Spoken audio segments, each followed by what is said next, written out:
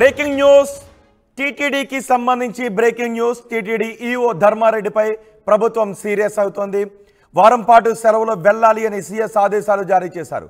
17వ తారీఖు వరకు సెలవులపై వెళ్లాలి అని సీఎస్ నీరబ్ కుమార్ ఉత్తర్వులు జారీ చేశారు.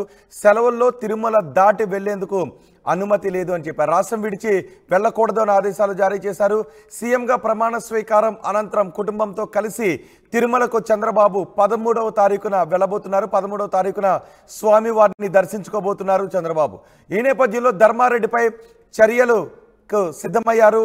గత ప్రభుత్వానికి ధర్మారెడ్డి అనుకూలంగా పనిచేశారంటూ ఆరోపణలు ఉన్నాయి.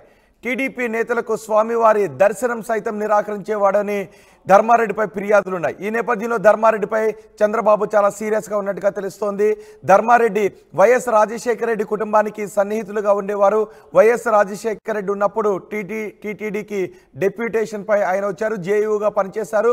ఆ తర్వాత మళ్ళీ 2019లో వైఎస్ జగన్మోహన్ రెడ్డి ముఖ్యమంత్రిగా ప్రమాణ స్వీకారం చేసిన తర్వాత మళ్ళీ ధర్మారెడ్డిని అదే పోస్టులోకి తీసుకొచ్చారు. ధర్మారెడ్డి ఈఓగా జేయూగా కూడా పనిచేశారు. ఈఓను కూడా సాగనంపి పూర్తి ఈఓ బాధ్యతలు ధర్మారెడ్డికి అప్పగించడంపై ముఖ్యమంత్రిగా జగన్మోహన్ రెడ్డి అప్పుడు చాలా శ్రద్ధ తీసుకున్నారు అనే ఆరోపణలు ఉన్నాయి. ఆయన వైఎస్ కుటుంబానికి విధేయత చూపించే విధానంలో చాలామందికి దర్శనాలను కూడా నిరాకరించేవాడు అని ధర్మారెడ్డిపై ఆరోపణలు ఉన్నాయి. ఇప్పుడు ధర్మారెడ్డిని సెలవుపై వెళ్లాల్సిందిగా ఆదేశాలు రావడంతో ఆయన సెలవుపై వెళ్లారు. చంద్రబాబు ప్రమాణ స్వీకారం చేయడానికి ముందే ధర్మారెడ్డిపై ఈ విధమైన చర్యలు తీసుకోవడం పెద్ద ఎత్తున చర్చనీయాంశం అవుతుంది. మా ప్రతినిధి లోకేష్ ఉన్నారు పూర్తి సమాచారం అందించడానికి. లోకేష్, ధర్మారెడ్డిపై చర్యలు తీసుకునే విధంగానే ఆయన సెలవులపై పంపిస్తున్నారని అనుకోవాలా? ఏదైతే తిరుమల తిరుపతి దేవస్థానం సంబంధించి ఇన్ఛార్జ్ ఈఓగా కొనసాగుతున్నటువంటి ఏవి ధర్మారెడ్డిపై నూతన సర్కారు ఒక చెక్ పెట్టేటువంటి ఆలోచనలోనే ఉందనే చెప్పొచ్చు. ఆ దిశగా ఇప్పటికే ఒక నిర్ణయాన్ని తీసుకోవడంతో పాటు వారం రోజులు సెలవు పైన వెళ్లాలని చెప్పి ఆదేశాలను జారీ చేయడం వెనకాల ఉండేటువంటి అంతరార్థం కూడా అదే అని కూడా మనకు తెలుస్తుంది. నిన్నటి దినాన ఏదైతే నీరబ్ కుమార్ సిఎస్ ఈ ధర్మారెడ్డిని 7 రోజుల పాటు అంటే ఇవాళ నుంచి 17వ తారీఖు వరకు సెలవు పైన వెళ్లాలని చెప్పి ఆదేశాలు జారీ చేయడం, చంద్రబాబు ప్రమాణ స్వీకారము రేపు అంటే 12వ తేదీన ప్రమాణ స్వీకారం అనంతరం 13న తిరుమల పర్యటన ఉండేటువంటి నేపథ్యంలోనే చంద్రబాబు పర్యటనకు సైతం ఏవి ధర్మారెడ్డిని దూరంగా ఉంచాలని చెప్పి నూతన సర్కార్ నిర్ణయించుకున్నట్టుగా కూడా తెలుస్తుంది. ఏవి ధర్మారెడ్డి మొదటి నుంచి కూడా ఇటు వైఎస్ కుటుంబానికి చాలా సన్నిహితంగా వ్యవహరించడం, వైఎస్ఆర్ ఉండేటప్పుడు కూడా తిరుమలకి జేఈఓగా పోస్టింగ్ తెచ్చుకున్నటువంటి అతను 2 సార్లు జేఈఓగా వైఎస్ పీరియడ్ లోనే కొనసాగినటువంటి పరిస్థితి. అనంతరం తన తనయుడు వైఎస్ జగన్మోహన్ రెడ్డి సీఎం గా ప్రమాణ స్వీకారం చేసిన అనంతరం కూడా తిరిగి తిరుమలకి జేఈఓగా వచ్చినటువంటి ధర్మారెడ్డిని కొనసాగిస్తూనే దాదాపు 3 ఏళ్లు కొనసాగిన అనంతరం ఈఓను కూడా అక్కడి నుంచి తరిమివేసి ఈఓ బాధ్యతలు, అదనపు ఈఓ బాధ్యతలను సైతం ఎత్తనే ఉంచి ఏకచక్రాధిపత్యంగా తిరుమల మొత్తాన్ని అప్పగించడం పైన అప్పట్లోనే టీడీపీ మొత్తం కూడా దుమారం రేపేటువంటి పరిస్థితి ఉంది.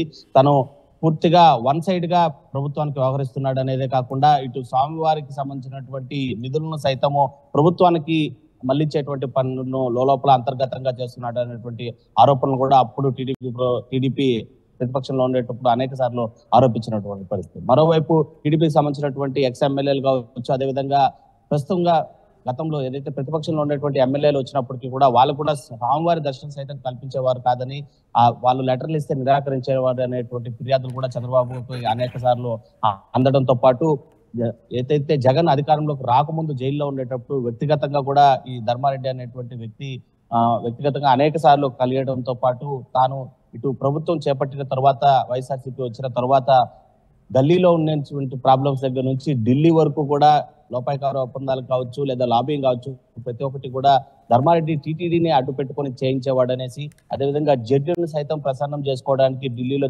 చక్రం తిప్పేవాడని, ఇదంతా జగన్మోహన్ రెడ్డి చేస్తున్నటువంటి స్కెచ్. తన కోసము ఒక వ్యక్తిని పూర్తిగా టీటీడీని ఉపయోగించుకొని సమస్యలను మేనేజ్ చేసే విధంగా కూడా ఆ వ్యక్తిని తయారు చేసుకొని దానికోసమే తనని వ్యక్తిగతంగా అక్కడ తిరుమలలో ఉంచుతున్నట్లుగా కూడా పూర్తి స్థాయిలో టీడీపీ ఆరోపణలు జారీ చేస్తున్నటువంటి పరిస్థితి గతం నుంచి చూసాం. అయితే ఇవాళ అధికారంలోకి ధర్మారెడ్డి స్థానంలో ఎవరికి బాధ్యతలు అప్పగించే అవకాశం ఉంది?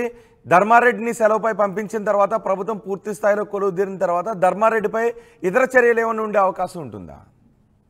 ఖచ్చితంగా ఏదైతే సీఎం గా చంద్రబాబు ప్రమాణ స్వీకారం అనంతరం మరుసటి రోజునే 13వ తేదీన తిరుమల పర్యటన ఉండేటువంటి నేపథ్యంలోనే తిరుమల తిరుపతి దేవస్థానంలో అత్యున్నత స్థానమైనటువంటి కార్యనిర్వహణాధికారిగా కొనసాగుతున్నటువంటి ధర్మారెడ్డిని ఈ పర్యటనకి దూరంగా ఉంచడమే కాకుండా ఆ స్థాయి అధికారులను కూడా అంటే సెలవు పైన పంపించిన వెంటనే మరో వ్యక్తిని అక్కడ నియామకం చేపట్టడమో ఇన్ఛార్జ్ ఇవ్వడమో జరుగుతుంటుంది. అలాంటిది ఏమీ కూడా లేకుండా తిరుపతి జైల్లో కొనసాగుతున్నటువంటి వీరబ్రహ్మాన్ని చంద్రబాబు పర్యటన ఏర్పాటు తీసుకునే దిశగా కూడా ఆదేశాలు జారీ చేయడంతో పాటు చంద్రబాబు తిరుమలకు వచ్చిన తర్వాత తిరుమలగా ఉండేటువంటి లోకల్ గా స్థానికులతో కావచ్చు, అదేవిధంగా తిరుపతికి అదేవిధంగా చిత్తూరు జిల్లా సంబంధించినటువంటి ప్రధానమైనటువంటి నేతల దగ్గర నుంచి కూడా ఇంకా తీసుకోవాల్సినటువంటి ఫిర్యాదులు లోకేష్ ధర్మారెడ్డిపై ఉన్న ఆరోపణలు ఒకసారి చూస్తే ధర్మారెడ్డి కేవలం వైసీపీ నేతలకు మాత్రమే పరిమితికి మించైనా దర్శనాలు కల్పించేవారు. మిగిలిన వాళ్ళు ఎవరైనా రూల్ ప్రకారం దర్శనాలకు వెళ్ళిన వాళ్ళని వేధించేవారు. ఈవెన్ కొంతమంది బీజేపీ నేతల విషయంలో కూడా ఆయన సరిగా ఉండేవారు కాదు దర్శనాల విషయంలో అనే ఆరోపణలు ఉన్నాయి. నిజమేనా?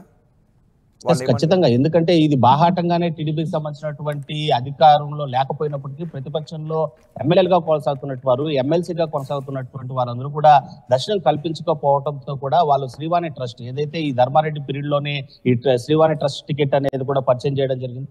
10,000 రూపాయలు డొనేషన్ ఇస్తే వారికి అదనంగా 500 రూపాయలు పేమెంట్ చేసిన వారికి బ్రేక్ దర్శనం కల్పిస్తామని చెప్పి. సో ఈ శ్రీవాణి ట్రస్ట్ ద్వారా వచ్చేటువంటి నిధులు కూడా అన్యాక్రాంతం చేశారు, ప్రభుత్వానికి మళ్లింపులు చేశారనేటువంటి ఆరోపణలతో పాటు ఏదైతే ఇటు అధికారంలో లేనప్పటికీ కూడా తాను కూడా ఎమ్మెల్యే అని చెప్పి కూడా ఏమాత్రం కూడా గౌరవం లేకుండా తను ఇచ్చినటువంటి లెటర్ల పైన వ్యక్తిగతంగా దర్శనాలు కల్పించకపోవడంతో కూడా టీడీపీ సంబంధించినటువంటి నేతలు శ్రీవాణి ట్రస్ట్ ద్వారా 10,000 రూపాయలు చెల్లించి దర్శనం చేసుకున్నటువంటి రోజులు అనేకం ఉన్నాయి. వాళ్ళు అలా దర్శించుకున్న తర్వాత ఆలయం వెలుపలకు వచ్చిన తర్వాత మీడియాతోనే బాహాటంగానే ధర్మారెడ్డి పైన విమర్శలు చేసినటువంటి పరిస్థితి. నిన్న మొన్నటి వరకు సూలూరుపేట సంబంధించినటువంటి మాజీ ఎమ్మెల్యే సైతం అలాంటి విమర్శలే చేశారు, మాజీ ఎమ్మెల్సీలు సైతం అలాంటి విమర్శలు చేసినటువంటి పరిస్థితి.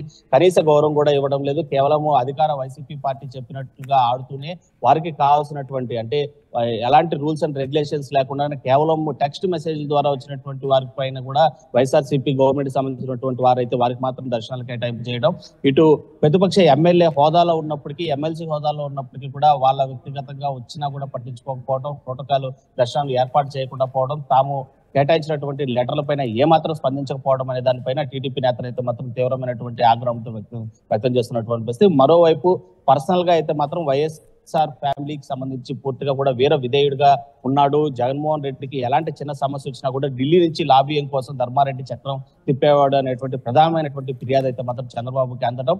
సో ఇది వైఎస్ఆర్సీపీ గవర్నమెంట్ కి ఒక అండా దండగా నిలిచినటువంటి ఈ ధర్మారెడ్డి వల్ల కొన్ని ఆరోపణలు ఎదుర్కొంటూ వస్తున్నటువంటి ఫిర్యాదులను చంద్రబాబుకు అందడంతో పాటు టీడీపీ నేతల ఫిర్యాదులు కూడా ఇవన్నీ కూడా ఒక ఫైల్ గా మారి చంద్రబాబు చేతికి ఇప్పటికే ధర్మారెడ్డి జాతకం అందినటువంటి పరిస్థితి ఉంది. ఈ నేపథ్యంలోనే 13 చంద్రబాబు వచ్చిన తర్వాత లోకల్ లీడర్స్ కూడా వచ్చేటువంటి ఫిర్యాదులను అన్ని కూడా పరిశీలించి సెలవు పైన ఉండేటువంటి ధర్మారెడ్డి పైన ఏ విధమైనటువంటి చర్యలు చేపట్టాలనేటువంటి నిర్ణయాన్ని తిరుమల పైనే చంద్రబాబు తీసుకున్నటువంటి పరిస్థితి అయితే మాత్రం అంటే ఎక్కడికి సెలవుపై వెళ్లాల్సిందిగా ఆదేశాలు జారీ చేసిన తర్వాత రాష్ట్రం విడిచి వెళ్ళొద్దు అనే ఆదేశాలు కూడా జారీ చేశారు. అంటే ఏం జరగబోతుంది ధర్మారెడ్డి విషయంలో? ఎస్, ఖచ్చితంగా. ఎందుకంటే అనేక అవినీతి ఆరోపణలు కావచ్చు, ఇలా వన్ సైడ్ గా ప్రభుత్వానికి లాబియిస్ట్ గా పనిచేసినాడు అనేటువంటి ఆరోపణలు అన్నిటి నేపథ్యంలోనే చాలా వరకు అధికారులు ఇటు సెక్రటరీ నుంచి సీఎంఓ వరకు కూడా చాలా మంది అధికారులు అందరూ కూడా డిప్యుటేషన్ పైన వచ్చినటువంటి అధికారులు గత ప్రభుత్వానికి లాబియిస్టులుగా వ్యక్తిగతంగా పూర్తిగా వీర విధేయంగా పనిచేశారనేటువంటి నేపథ్యంలోనే అందరికీ కూడా పాస్పోర్ట్లు ఉంటాయి, వాళ్ళు దేశం విడిచి వెళ్ళిపోయేటువంటి పరిస్థితులు ఉంటాయి. వాళ్ళు చేసినటువంటి అక్రమాలు, అవినీతులు లేదా వన్ సైడ్ గా చేసినటువంటి తీరు, రూల్స్ అండ్ రెగ్యులేషన్స్ కి అగేనిస్ట్ గా చేసినటువంటి పనులు అన్ని కూడా తిరగదోలేటువంటి పనిలో నూతన సర్కార్ ఇప్పటికే కూడా పని ప్రారంభించినటువంటి పరిస్థితి అయితే ఉంది. ఆ ఫైల్ అన్నింటిని కూడా ఎక్కడ కూడా బయటికి వెళ్ళనీయకుండా చూసుకోవాలని చెప్పి ఆదేశాలు జారీ చేసినటువంటి నేపథ్యంలోనే ఒక్కసారిగా ఈ అధికారులు కూడా భయాందోళనలో ఉన్నారు. సో విదేశాలకు వెళ్లకుండా ఈ సెలవు పైన కేవలం తిరుపతి విడిచి వెళ్ళొచ్చు, రాష్ట్రం విడిచి వెళ్ళడానికి వీల్లేదు, విదేశాలకు వెళ్ళడానికి అసలే వీల్లేదు అని చెప్పి కూడా కొన్ని నిబంధనలతో కూడినటువంటి సెలవును మాత్రమే ధర్మారెడ్డికి ప్రకటించినటువంటి పరిస్థితి. 13 తర్వాత తిరుమల పర్యటన అనంతరం కూడా అతని పైన సీరియస్ యాక్షన్ అయితే మాత్రం ఉండబోతుందని మనకు అందుతున్నటువంటి సమాచారం. రైట్ లోకేష్, టీటీడీ ఈవో ధర్మారెడ్డిపై ప్రభుత్వం సీరియస్ అయింది. వారం పాటు సెలవుల్లో వెళ్ళాలి అని ఆదేశాలు జారీ చేశారు. సిఎస్ ఆదేశాలతో 17 వరకు ఆయన సెలవులపై వెళుతూ ఉన్నారు. సెలవుల్లో తిరుమల దాటి వెళ్లేందుకు మాత్రమే అనుమతి ఉంది, రాష్ట్రం విడిచి వెళ్లకూడదు అని ఆదేశాలు జారీ చేశారు. సీఎంగా ప్రమాణ స్వీకారం అనంతరం చంద్రబాబు దర్శించుకోబోతున్నారు. ఈ నేపథ్యంలో ధర్మారెడ్డిపై చర్యలకు సిద్ధమైంది ప్రభుత్వం. సిఎస్ ఆదేశాలు జారీ చేశారు. చంద్రబాబు పర్యటన బాధ్యతలను ధర్మారెడ్డి చూడటం లేదు, ఇప్పుడు చూసే అవకాశం లేదు. ఆయన సెలవుపై వెళ్లాల్సిందిగా ఆదేశాలు జారీ చేయడంతో గత ప్రభుత్వానికి ధర్మారెడ్డి అనుకూలంగా పనిచేస్తాడంటూ ఆరోపణలు ఉన్నాయి. టీడీపీ నేతలకు స్వామివారి దర్శనాన్ని సైతం నిరాకరించేవాడని ధర్మారెడ్డిపై ఫిర్యాదులు ఉన్నాయి. ఈ నేపథ్యంలో ధర్మారెడ్డిపై చంద్రబాబు చాలా సీరియస్గా ఉన్నట్టుగా తెలుస్తుంది. అందుకే సీఎస్ ఆదేశాలతో ధర్మారెడ్డి సెలవుపై వెళ్తున్నారు. కానీ ఆయన రాష్ట్రం విడిచి వెళ్ళటానికి అవకాశం లేదు.